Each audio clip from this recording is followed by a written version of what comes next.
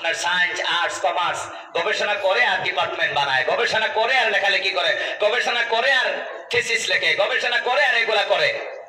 একজনের গবেষণা আরেকজন আয়া কয় তুই বল, আরেকজন আয়া কর তোর বাপ বল, আরেকজন আয়া কর তোর চাচা বল, যা কইছ তোর হাইতার গোষ্ঠী বল, আমি যা কইছি সব শুদ্ধ। আরেকজন আয়া কই তোর যেটা থিওরি এটা সব ভুল, আমারটা শুদ্ধ। বুঝছেন নি? বিজ্ঞানের আজকে যদি একটা থাকে কালকে আরেকটা। বলেন দুনিয়ার বিজ্ঞানের অবস্থা হলো এটা, আজকে একটা কালকে আরেকটা। আপনারা বলেন আপনাদের কোরআন যেদিন নাজিল হয়েছিলেন সেদিন থেকে আজ পর্যন্ত কয়টা সংশোধন হয়েছে বলেন? বলেন।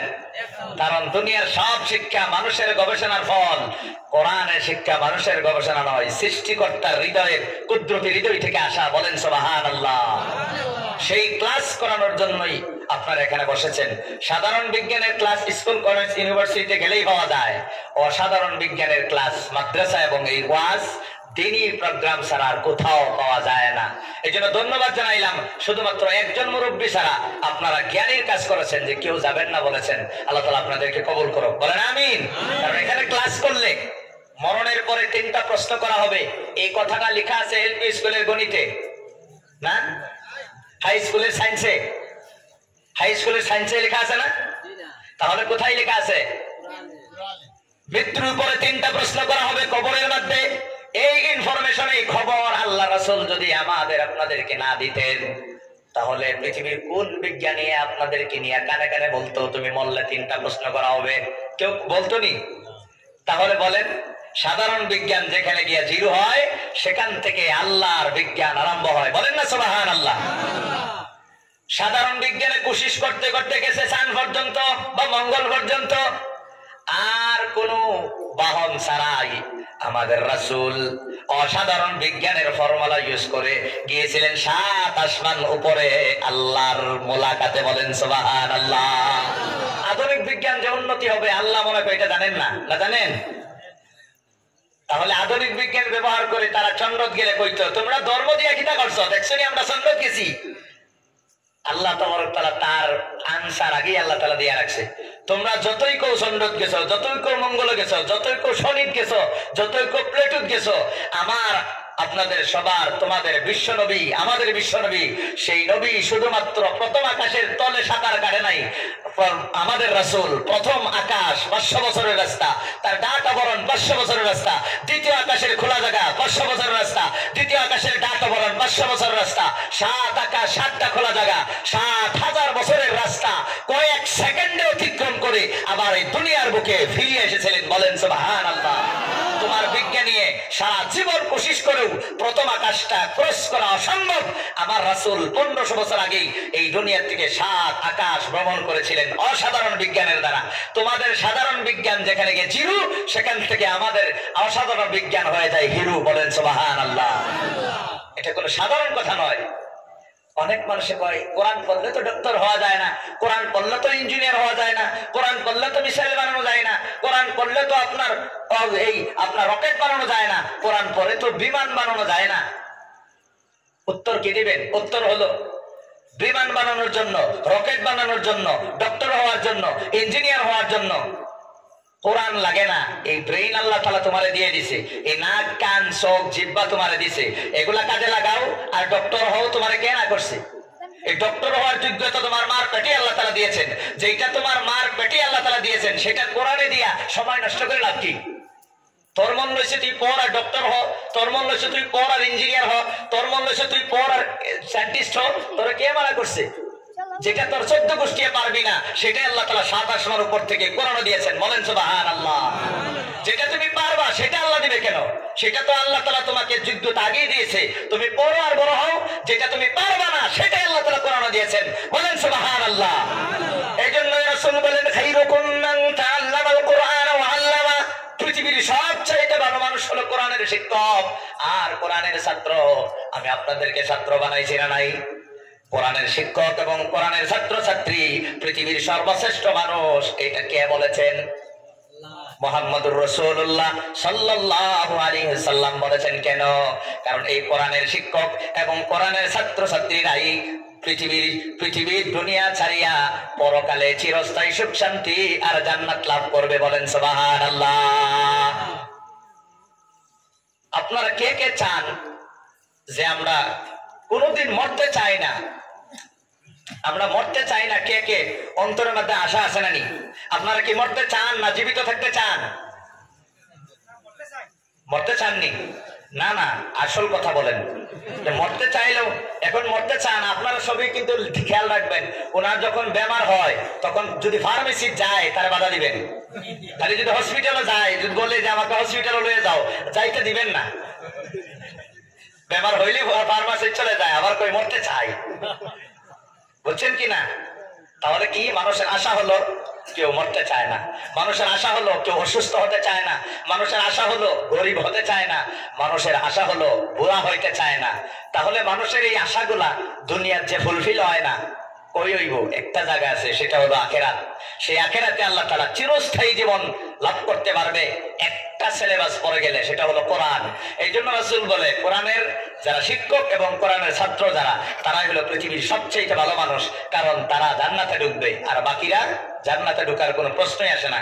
কারণ কালকে গণিতের পরীক্ষা, আজকে আমি হিন্দি সাবজেক্ট পরে পরে পরীক্ষা দেওয়া গেছি। বলেন গোল্ডেন এ প্লাস নিয়ে পাস করবো না গোড়ার ডিম নিয়ে ফেল করবো? তাহলে আখিরাতের সিলেবাস একমাত্র আছে কোরআন আর হাদিসে। কোরআন হাদিস ছাড়িয়া তুমি যে ফিজিক্স কেমিস্ট্রি নিয়ে ব্যস্ত, তাহলে কবরে তো তোমার জিগাইতো না হোয়াটস কল ম্যাটার, হোয়াটস কল অটম, অনুকারে কই তোমার তো এইটা প্রশ্ন করতো না, কইব তোমার রব্বুকা, তোমার রবকে। কথা বলে ঠিক কিনা? এটা বাস্তব না অবাস্তব? তবে দুনিয়ার জিন্দিগিও আমাদের লাগবে, এই জন্য দুনিয়া শিক্ষাও লাগবে। তবে দুনিয়ার শিক্ষা লাগবে আমাদের কিছু কিছু, আর আখিরাতের শিক্ষা আমাদের দরকার সবকিছু। কারণ দুনিয়ার থাকবো আমরা কয়েকদিন, আখিরাতে থাকবো আমরা চিরদিন। কথা বলেন কার জরুরত কতটুক? কয়েকদিন থাকার জন্য বেশি সম্বল লাগবে না চিরকাল থাকার জন্য সম্বল বেশি লাগবে? আমরা খালি এটা বুঝি না, খালি দুনিয়া দুনিয়া দুনিয়া। এই জন্য আল্লাহ তাআলা কোরআনের মধ্যে বলেন ওয়াদরিব লাহুম মাতালাল হায়াতিদ দুনিয়া কামা রব্বুল আলামিন এই দুনিয়ার উদাহরণ পানির সাথে দিয়েছেন। কার সাথে বলেন? দুনিয়ার উদাহরণ আল্লাহ তাআলা কার সাথে দিয়েছেন? পানির সাথে। আচ্ছা, দুনিয়ার উদাহরণ আল্লাহ তাআলা পানির সাথে কেন দিলেন শুনবেন? আপনারা বলেন পানি জরুরত না বিপদ? বলেন পানি জরুরত না বিপদ? সবাই বলেন পানি জরুরত না বিপদ? পানি ছাড়া চলা যাইবে নি? কোনো গাছগাছালি থাকবে নি? কোনো জীব জানোয়ার থাকবে নি? তাহলে প্রাণী আমাদের জরুরত। এখন আপনারা বলেন ফ্লাড হইলে পানি জরুরত না বিপদ? ও মা, 1 মিনিট আগে আপনারা বললেন পানি জরুরত, এখন আবার ফতোয়া দিয়েছেন পানি বিপদ। এই জন্য আল্লাহ আপনাদেরকে মুফতি বানান নাই। কি সর্বনাশ করলেন ধনী সমাজে আল্লাহ জানে। 1 মিনিট আগে বললেন পানি জরুরত, এখন আবার বলতেছেন আবার ফ্লাড হইলে বিপদ। কথা বলেছেন ঠিক, তবে কিছু ম্যানেজ করতে হবে এখানে। সেটা কি? যে লিমিট পর্যন্ত পানি জরুরত। এখন আমার পানির পিপাস লাগছে, 1 গ্লাস পানির দরকার, 1 গ্লাস পানি যদি হয় তাহলে এটা জরুরত। কিন্তু লিমিট ক্রস করলে আর জরুরত থাকে না, কি হয়? বিপদ হয়ে যায়। বলে কত বিপদ? যত বাড়ে তত বিপদ। হাঁটু পর্যন্ত পানি হইলে বিপদ বাড়বে না কমবে? বাড়বে। কোমর পর্যন্ত হইলে আরো বাড়বে। বুক পর্যন্ত হলে, কান পর্যন্ত হলে, মাথা পর্যন্ত হলে, যত বাড়বে তত বিপদ বাড়বে। ঠিক তদ্রুপভাবে দুনিয়াও জরুরত। লিমিট পর্যন্ত দুনিয়া জরুরত, কিন্তু দুনিয়ার লিমিট ক্রস করলে, যত বেশি ক্রস করব দুনিয়ার জরুরত থাকবে না, তত বড় বিপদ হবে। বিশ্বাস না হইলে এই অঞ্চলের সবচাইতে ধনী মানুষটার কানে কানে গিয়ে জিজ্ঞাসা করেন, বাবা দিনকাল কেমন যাচ্ছে? বলবে আর কইস না, আর মাতিস না, আর মাতিস না, রাত্রে ট্যাবলেট ছাড়া আর ঘুম ধরে না। কথা ঠিক না বেঠিক? হ্যাঁ, দুনিয়াও জরুরত, পানিও জরুরত। লিমিটের মধ্যে থাকলে, পানি বেশি হয়ে গেলে যেমন বিপদ। খালি দুনিয়া দুনিয়া দুনিয়া দুনিয়া করে যারা, দুনিয়ার কারণে যারা নামাজ পড়তে পারে না, এই নামাজই হলো, এই দুনিয়াই হইল তার আখিরাতের জন্য বিপদ। কথা বলেন ঠিক কিনা? এই দুনিয়া দুনিয়া করে যারা রোজা রাখতে পারে না, এই দুনিয়ায় হইল তাদের জন্য আখিরাতে বিপদ। এই দুনিয়া দুনিয়া করে যারা হারাম ছাড়ে না, এই দুনিয়ায় হইল তাদের আখিরাত ধ্বংসের মূল কারণ আর বিপদ। কথা বলেন ঠিক কিনা? এই জন্য আল্লাহ তাআলা দুনিয়াটাকে পানির সাথে উদাহরণ দিয়েছেন। পানি জরুরত থাকে, লিমিট পর্যন্ত থাকলে, লিমিট ক্রস করলে পানি যেমন বিপদ হয়। তুমি বাবা দুনিয়ার থাকতে হলে একটা ঘর লাগবে, ঠিক আছে, কিন্তু একটা ঘরের জায়গা 20টা ঘর বানাইছে। এখন 20টা ঘর বানাইতে হইলে মেহনত থোড়াথুড়ি করা লাগবো না বেশি করা লাগবো? এই 20টা ঘর সাজাইতে, একটা ঘর সাজাইতে যত কষ্ট হয় 20টা ঘর সাজাইতে মনে হয় আরো কম কষ্ট হয় না বেশি হয়? এখন বেশি হইবার হইলে 20টা ঘর সাজাইতে হইলে লোকাল পদ্ধতি পারবে না, হাইব্রিড পদ্ধতি অবলম্বন করতে হবে। হাইব্রিড পদ্ধতি কারে কয় জানেননি? 20,000 টাকা দিয়া 25,000 টাকা মাসে মাসে লয়, তার নাম কি আমি বলবো না, তবে আপনারা জানেন। এটা কয় হাইব্রিড পদ্ধতি। এই হাইব্রিড পদ্ধতি লাগবো। দেখবেন 2 মাস আগে থাকে গাছতলায়, 1 বছর বাদে গিয়া দেখবেন তার বাড়ি হইল 5তলা। এই 5তলা বাড়ি বানাইছে 1 বছরে। লোকাল পদ্ধতির না হাইব্রিড পদ্ধতির? হ্যাঁ, এই হাইব্রিড পদ্ধতির বাড়ি বানায়া কিয়ামতের দিন বিপদ বাড়বো না কমবো? আল্লাহ কইব ওয়া আমালিহি মিন আইনা কাসাবা, সারা জীবন মাল কিভাবে ইনকাম করছো তার হিসাব দেও। তখনই তো ধরা পড়বো সব পণ্ডিত। কথা বলে ঠিক কিনা? ওয়াফিমা আনফাকা, আর কই কই খরচ করছো তার হিসাবটা দেও। তাহলে দুনিয়া বেশি হইলে বিপদ কমে না বাড়ে? হ্যাঁ, জরুরত পর্যন্ত দুনিয়া আমাদের থাকতে হবে। যত আপনি বাড়াইবেন দুনিয়া তত বিপদ হবে। কথা বলে ঠিক কিনা? যাই হোক, আমি অন্যদিকে গেছি। আমি এক সূরা নহলের 90 নম্বর আয়াত আমি তেলাওয়াত করেছিলাম বাবারা, সময় কম। সূরা নহলের 90 নম্বর আয়াতে আল্লাহ তাবারক তাআলা আমাদের সমাজ, ব্যক্তিগত জীবন, পারিবারিক জীবন, গোটা পৃথিবীকে একটা শান্ত শিষ্ট জান্নাতি একটা পরিবেশ বানানোর জন্য রাব্বুল আলামিন আমাদেরকে 3টি দায়িত্ব দিয়েছে এবং 3টি কাজ আমাদের করতে হবে, 3টি কাজ আমাদের ছাড়তে হবে। তবেই আমরা একটা সুন্দর সমাজ আমরা পেয়ে আমরা দুনিয়া তো শান্তি হব, আখিরাত তো শান্তি হব। আপনারা কি শুনবেন? আমার বাবারা, আমার ভাইয়েরা, আপনারা বলেন বর্তমান এই দুনিয়ায় শান্তি বেশি না অশান্তি বেশি? মহাব্বত বেশি না মারামারি বেশি? অহিংসা বেশি না হিংসা বেশি? বেনামাজি বেশি না নামাজি বেশি? পর্দাশীলা বেশি না বেপর্দা বেশি? হালাল ইনকামে প্রতিযোগিতা বেশি না হারাম ইনকামে বেশি? সব খালি বেশি বেশি, কম কিছু নাইনি, সব খালি বেশি বেশি। আপনারা দেখলেন সব বেশি বেশি নি, তো বেশি হইলেও তো বিপদ। বিপদ নেই, পানি বেশি হইলে বিপদ, দুনিয়া বেশি হইলে বিপদ। এখন বিপদ কমাইতে লাগবে তো, কি কন? আচ্ছা, ইসলাম মানে শান্তি। তবে অশান্তি কোন জায়গা থেকে আমদানি হলো? বলেন, ইসলাম মানে কি? শান্তি। তাহলে অশান্তি কেন হয়?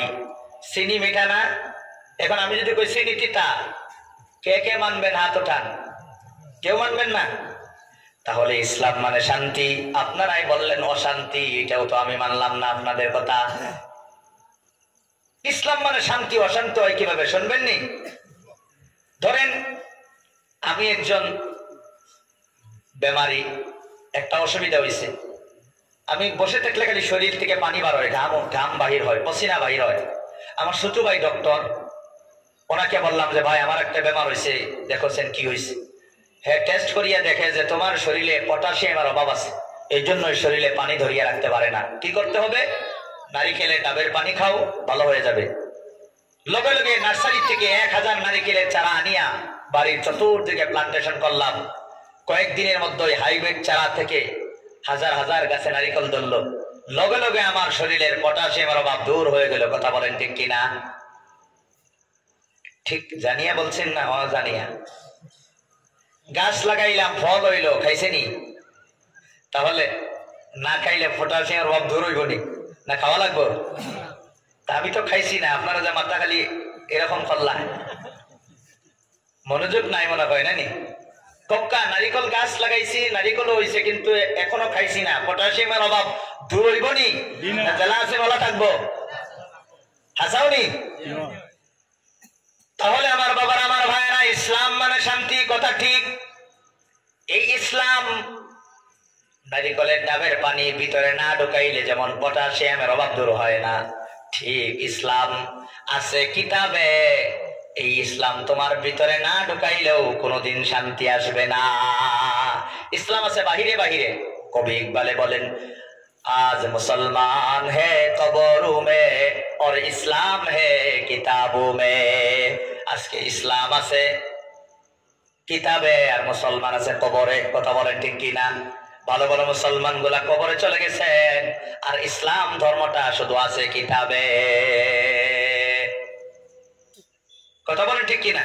ইসলাম আছে কিতাবে, এই জন্য ভিতরে আমাদের ইসলাম নাই, এই জন্যই আমাদের শান্তি নাই। এই শান্তির সমাজ গঠন করতে হলে, শান্তি দুনিয়া কায়েম করতে হলে আল্লাহ কয়েকটা গাইডলাইন দিয়েছেন। সূরা নহলের 90 নম্বর আয়াত। প্রত্যেক জুম্মার দ্বিতীয় খুতবা এই আয়াতটা পরেই ইমাম সাহেব খুতবা শেষ করে। এই আয়াতটা সবার পরিচিত, ইন্নাল্লাহা ইয়া'মুরু বিল আদলি ওয়াল ইহসান। এই আয়াত পড়লেই আমরা আরবি ভাষা বুঝি আর না বুঝি লগে লগে রেডি হইতে থাকি। ইয়েস, আস্তে আস্তে খুতবা শেষ, এখন শেষ, সবাই রেডি হও, সবাই রেডি হয়ে যায়। কথা বলে ঠিক কিনা? কারণ ট্র্যাডিশন প্রত্যেক দিনই আয়াতি তেলাওয়াত করেই ইমাম সাহেব খুতবা শেষ করে। এই আয়াতের মধ্যে আল্লাহ তাআলা তিনটা কাজ আমাদেরকে করতে বলেছেন, তিনটা কাজ ছাড়তে বলেছেন। এই বিষয়ে কিছু আলোচনা করে ইনশাআল্লাহ আমার বয়ান শেষ করব। বাবা, সর্বপ্রথম রব্বুল আলামিন একটা দায়িত্ব দিয়েছেন, সেই দায়িত্বটা হলো ইন্নাল্লাহা ইয়া'মুরু বিল আদল। আচ্ছা, এই কথাটা এই জায়গায় থাক। আমি বলেছিলাম আলিম ওলামাদের দায়িত্ব হলো দুইটা। একটা দায়িত্ব তো বললামই, আর একটা দায়িত্ব কি আমার ভুলে গিয়েছিলাম, হঠাৎ করে মনে হয়ে গেছে। আর একটা দায়িত্ব হলো আপনাদের ছেলে মেয়েদেরকে মাদ্রাসাত পড়ায়া জাহান্নামের আগুন থেকে বাঁচাই। তবে আপনাদের কি হবে? আপনারা যে কলিমা কালাম শিখছেন না, আপনাদের ছেলে মেয়েরা বাঁচাই দিল। এখন ছেলে মেয়ে জান্নাতে গেলে, বাপ আর মা জাহান্নামে গেলে শান্তি হইব না অশান্তি? এই জন্য আলিম ওলামা 2 নম্বর দায়িত্বটা পালন করে। বছরে একটা বার মসজিদের মধ্যে একটা জলসা দেয়। জলসা দিয়ে বলে, ও কৃষক ভাইয়েরা তোমরা আসো, ও শিক্ষিত ভাইয়েরা তোমরাও আসো, ও ব্যবসায়ী ভাইয়েরা আপনারাও আসেন, ও আমাদের সমাজের সমস্ত মানুষ আপনারা আসেন। আসিয়া জাহান্নাম থেকে বা সার জান্নাতে যাওয়ার রাস্তা চিনিয়া যান। এই জন্যই আমি এবং আমার মতো অগণিত ওলামায়ে কেরাম আমি প্রায় 650 কিলোমিটার দূরত্ব থেকে আপনাদের এখানে এসেছি। আমার বাবারা, আমার ভাইয়েরা, আলিম ওলামাদের 2 নম্বর দায়িত্বটা পালন করার জন্য। 2 নম্বর দায়িত্ব হলো আপনারা কিভাবে জাহান্নামের আগুন থেকে বাঁচবেন, জান্নাতে কিভাবে যাবেন, এই দায়িত্বটাও আলিম ওলামারা পালন করে। কথা বলেন ঠিক কিনা? আপনাদের ছেলে মেয়ের দায়িত্ব পালন করে মসজিদ মাদ্রাসায়, আর ওয়াজের মাহফিলে খানকায় আপনাদের দায়িত্ব পালন করে ওলামায়ে কেরামে ওয়াজ এবং তাফসীরের জলসায়। কথা বলেন ঠিক কিনা? এই হলো 2টা দায়িত্ব। তবে চলেন আমরা চলে যাই সূরা নহলের 90 নম্বর আয়াতে। আল্লাহ বলেন, ইন্নাল্লাহা ইয়া'মুরু বিল আদল। আল্লাহ নির্দেশ দেয় তোমরা ইনসাফ করো। বাবা, আল্লাহ বলেন তোমরা ইনসাফ করো। ইনসাফ কারে কয়? এই যে বাবা আপনি চলে যেতেছেন, জি, আচ্ছা আচ্ছা, কেউ যদি অনুমতি লা ইলাহা ইল্লাল্লাহ,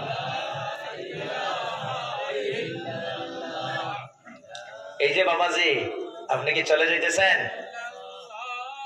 চলে যাইতেছেন? ও আচ্ছা আচ্ছা, পারমিশন নিয়ে যাবেন? জি জি, শুকরিয়া, আলহামদুলিল্লাহ, আপনারা শিক্ষিত মানুষ। এখন পারমিশন না নিয়ে যদি কেউ উঠেন, আমি বয়ান শেষ করে দেব, ওনাকে সুন্দর করে কুলে করে আনিয়ে এখানে বসায় দিবেন, ওয়াশ ফিনিশিং দিতে হবে। আর যদি ইজাজত নিয়ে যান তবে সমস্যা নাই ইনশাআল্লাহ। জি জি, আলহামদুলিল্লাহ, এই তো সিস্টেম। তবে আমি মুসাফির মানুষ, আবার কেউ যদি এইটা কইয়া যদি আমরা ধোঁকা দিতে চান, তবে কিন্তু মনে মনে এটার ব্যবস্থা আমি আল্লাহরে বলবো ইনশাআল্লাহ। যাই হোক আমার ভাইয়ের, আমার বন্ধুরা, আল্লাহ বলেন ইন্নাল্লাহা ইয়া'মুরু বিল আদল, তোমরা ইনসাফ করো। ইনসাফ কারে কই? মুফাসসিরিনে কেরাম তাফসীরে কিতাবের মধ্যে লিখেছেন, ইনসাফ হলো যার যেই পাওনা যার জিরে দিয়া দেও। যার কাছে যত পাওনা আছে জার্জির পাওনা দিয়ে দেও। জার্জির পাওনা দিলেই শান্তি, না দিলেই আরো আসতে বলেন, আরো আসতে অশান্তি। একটা উদাহরণ, আমি ওনার কাছে 10,000 টাকা পাই, উনি আমার দেয় না, তাহলে বলেন আমার শান্তি হবে না অশান্তি হবে? শান্তি না অশান্তি? অশান্তি হবে। আচ্ছা, উনি যে আমার 10,000 টাকা দেয় না, 10 বছর পরে যখন আমার বাড়ির সামনে দিয়ে উনি যাবেন, তখন আমি যদি ওনারে ধরি, তখন ওনার শান্তি হইব না অশান্তি হইব? তাহলে একজনের ভাবনা আরেকজনে মারলে শান্তি হয় না অশান্তি হয়?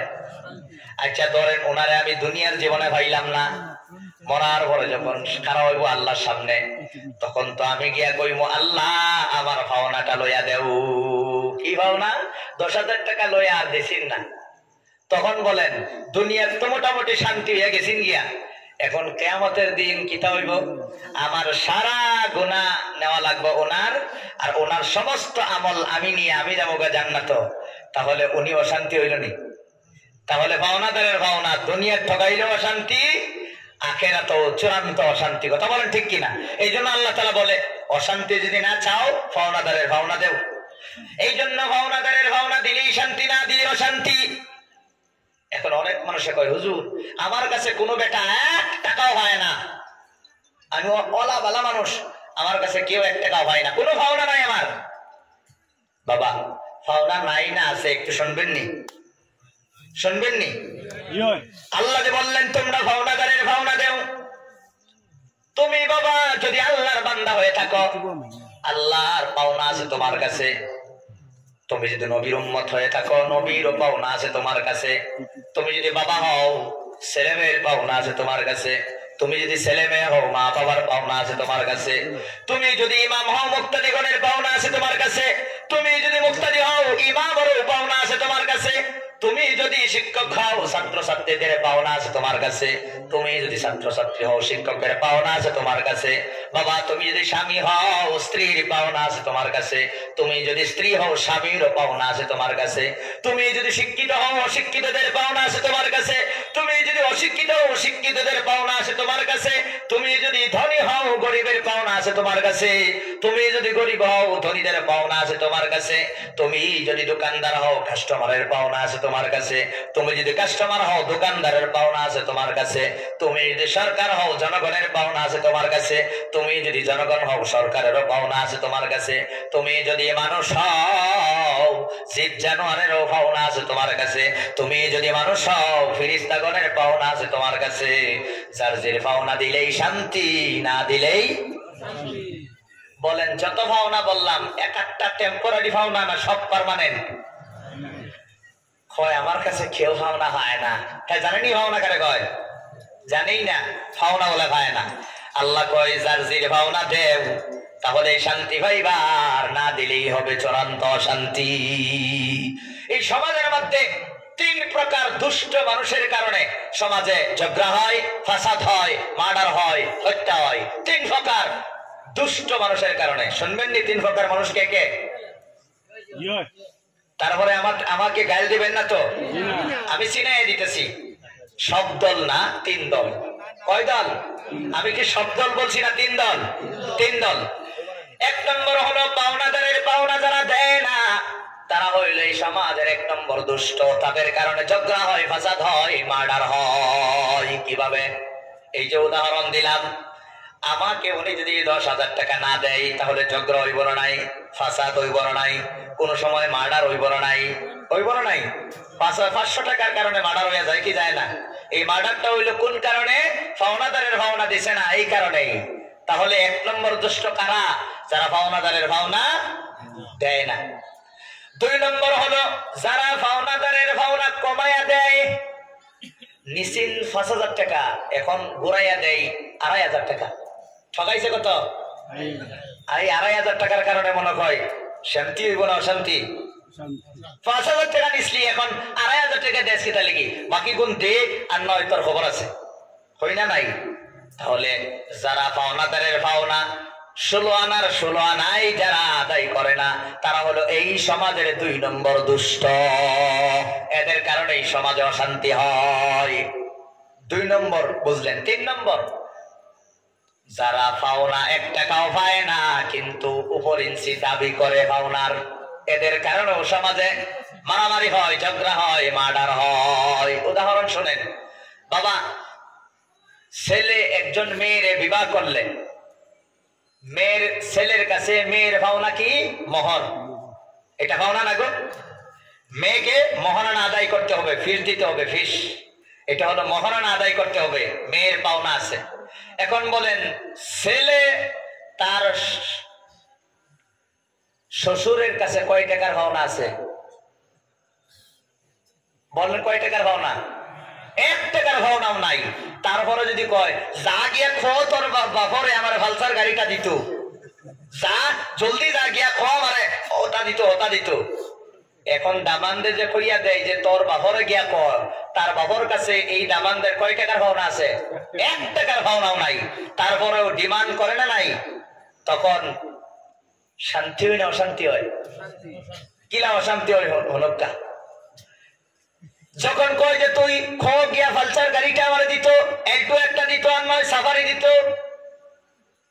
তখন বাপে সারা জীবন কলিজার টুকরা এই মেয়েটাকে তারে দিছে, তারপরেও তার শান্তি নাই। কলিজার টুকরা নেওয়ার পরেও তার শ্বশুরের কলিজা খাইতো করে ডিমান্ড করে যৌতুক। এখন শ্বশুরে মাটি বিক্রি করে আনা ওই সুদে পয়সা নিয়ে এই গাড়িটা কিনিয়ে তার কপাল কপাল কপালুলা দামান রে দেয়। দেওয়ার পরে কিতা হয় শোনেন, আগে দামান শ্বশুর বাড়ি গেলে লোকেল মুরগি, লোকেল কবুতর এইগুলা দিয়ে খাওয়াইতো। এখন মনে মনে যখন পালসার গাড়িটা লইয়া আইব বা এটা লইয়া আইব, তখন কইব এই গোলামার ঘরের গোলাম রে আনা মুরগি আনা জব করে ব্রয়লার এগু খাওয়াইয়া দে। হইব না নাই কক্কা? আগে তো আদর যত্ন আসলো, মহব্বত আসলো, তারপরে আর আদর আর যত্ন থাকতো না। কইব এটা আমার দামান না, এটা কলিজা খাওয়া, এটা এটা এটা এটা দুশ্মন, এটা গোলামের ঘরে গোলাম। সামনে সামনে কইব বাবা লালা আসনি, তলে তলে গিয়া কইব এই এই এই এই এই আখবাস এগু আইছে, এগুলো খালি জলদি হরাও তো নেই। কক্কা হাসানা মিশা? ওইদিকে তার নিজের পরিবারে কইব আমার বাপর ফালঙ্গ তুমি ঘুমারা, আমার বাপে দিয়া আলমারি তুমি কাপড় ধরায়, আর আমার বাপে দেওয়া গাড়ির মধ্যে তুমি উঠিয়া এনজয় করতাই, তাহলে তুমি তোমারে আমি স্বামী মানবো কিতা লেগি? সব আমার বাপর, তাহলে তুমি তো আমার কিছু দিলা না, তাহলে তোমারে আমি স্বামী মানতাম কিতা লেগি? তখন যদি কই ওই উঠ, হ্যাঁ বইব। যদি কই যে বহ, হ্যাঁ উঠবো। যদি কই আয়, এই তার পরিবারে হবাই দিয়ে যাইব। আর যদি কই তুই যা, হ্যাঁ আইব। উল্টা পাল্টা করবো না নাই? কারণ কি, ঘুম থেকে উঠিয়ে দেখবো সব তার বাপর, তাহলে তোমার কি, তোমার স্বামী মানত কিতা লেগে? শান্তি হইব না অশান্তি হইব?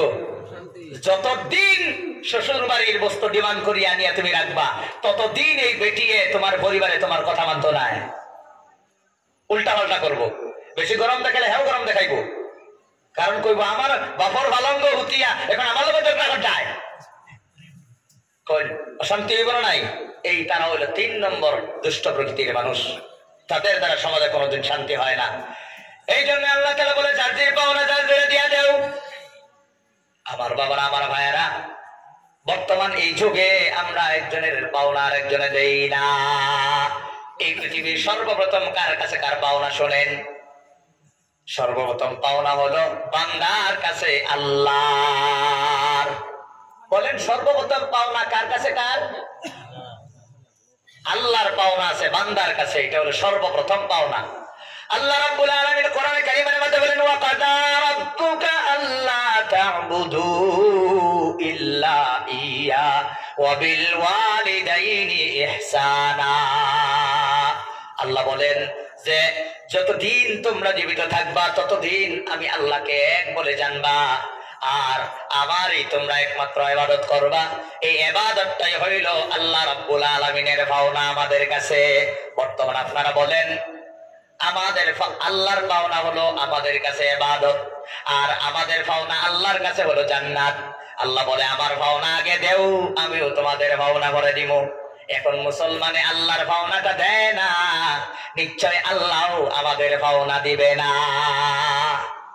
বলেন লেনদেন একপক্ষীয় হয় না দ্বিপক্ষীয় হয়? এখন যে আমরা আল্লাহর পাওনা দেই না, মসজিদ বর্তমান খালি, ফজরের টাইমে মানুষ নাই, জোহরের টাইমে মানুষ নাই, আসরের টাইমে মানুষ নাই, ফজরের টাইমে মানুষ নাই, খালি জুম্মার দিন গিয়া খালি ভিড় করে। বলেন মেট্রিকের সাবজেক্ট কয়টা? বলেন কয়টা? ফাঁস করতে হইলে পরীক্ষা 2-3টা দিলে হইবে না, 6টা দেওয়া লাগবে। ফেল করতে হইলে 6টা ছাড়া লাগবো না, একটা ছাড়লেই যথেষ্ট। বলেন পরীক্ষা ফাঁস করতে হইলে 6টা পরীক্ষা দেওয়া লাগবে, ফেল করতে হইলে কয়টা ছাড়া লাগবো? একটা ছাড়লেই যথেষ্ট। বাবা নামাজ হলে 5 ওয়াক্ত ফরজ, তাহলে তুমি খালি একটা পরীক্ষা দেও গিয়া খালি জুম্মার দিন, আর বাকি যে ছেড়ে দেও, তাহলে তোমার দশা আর এই ছাত্রর দশা একই।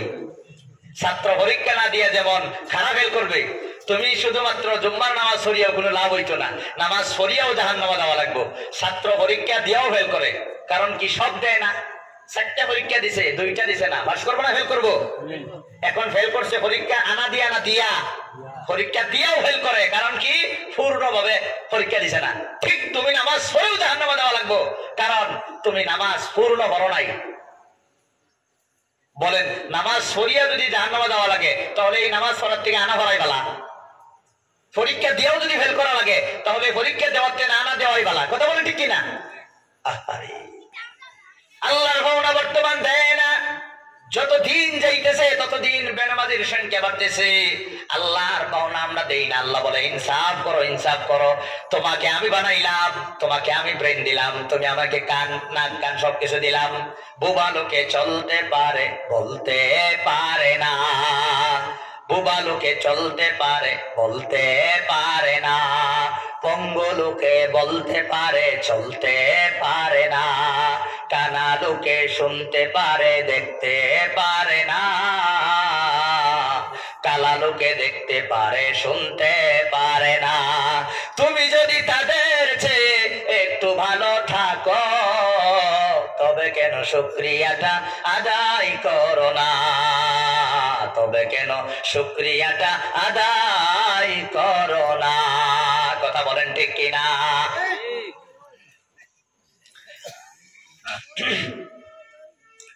চোখ দিল তোমায় দেখতে, চোখ দিল দুটি দেখতে তোমায়, শুনতে দিল কান। চোখ দুটি দিল দেখতে তোমায়, শুনতে দিল কান। জিহ্বা দিল স্বাদ নিতে আর নাকে সুগান। এবার তুমি ভেবে দেখো না, এবার তুমি ভেবে দেখো না কতটা সুখতা, তবে কেন শুকরিয়াটা আদায় করো না?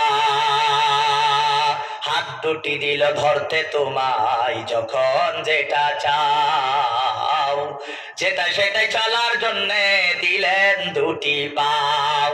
হৃদয়ে দিলেন প্রেম মমতা, হৃদয়ে দিলেন প্রেম মমতা, কেন যে বোঝো না? তবে কেন শুকরিয়াটা আদায় করো না? সুখের সমাজ গড়তে দিল আল কোরআনের বাণী, পথের দিশাই দিয়েছেন নবী,